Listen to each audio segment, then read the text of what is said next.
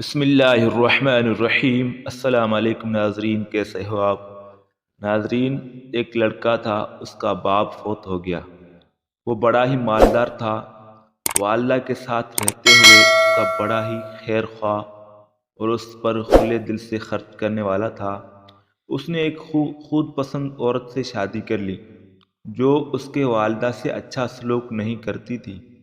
وہ والدہ کو آئے دن پریشان کرتی، زبان سے برا بھلا کہتی اور ایسی حرکات کیا کرتی جس سے اسے ہر ممکن تکلیف پہنچ سکے۔ اللہ تعالیٰ کی تقدیر غالب آئی کہ والدہ نفسیاتی مرض کا شکار ہو گئی۔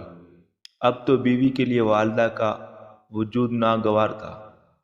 آخر کار خاوند سے کہہ ہی دیا، مجھے رکھنا ہے یا اپنی والدہ کو رکھنا ہے۔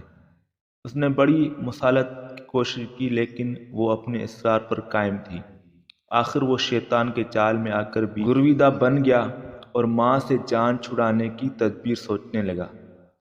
سردیوں کے اندھیری رات میں والدہ کو والدہ کو بیٹا، جی ہاں بیٹا، حقیقی بیٹا چھت پر لے گیا اور درندہ صفت انسان نے والدہ کو چھت سے نیچے گرا دیا۔ ماں نے گرتے ہی چند سانس لی اور اللہ تعالیٰ کو پیاری ہو گئی۔ وہ اپنے رب کے سامنے ظالم و نافرمان بیٹے کا شکوہ کر رہی تھی۔ پھر اس نے غیر محسوس طریقے سے والدہ کی میت کو سنبھالا تاکہ لوگوں کو اس کی خباثت کا علم نہ ہو، لیکن اس ظالم کو یہ پتہ نہیں کہ اس کا یہ سارا معاملہ اللہ تعالیٰ کے علم میں ہے۔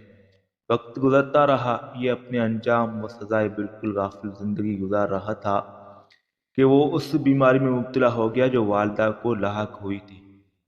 بیوی نے صبر کا دامن چھوڑ دیا، وہی منظر زمانہ دیکھنے لگا۔ سخت سردی کے اندھیری رات میں یہ وہی ہے جس نے اس موسم میں والدہ کو نیچے گرایا تھا۔ اکیلا مکان کے چھت پر چڑھا، چھلانگ لگائی اور موت کی گھاٹ اتر گیا۔ انسان کو اپنے عمل کے مطابق سزا مل کر رہتی ہے۔ تو ویڈیو پسند ہو تو لائک کرو، شیئر کرو۔ اللہ حافظ۔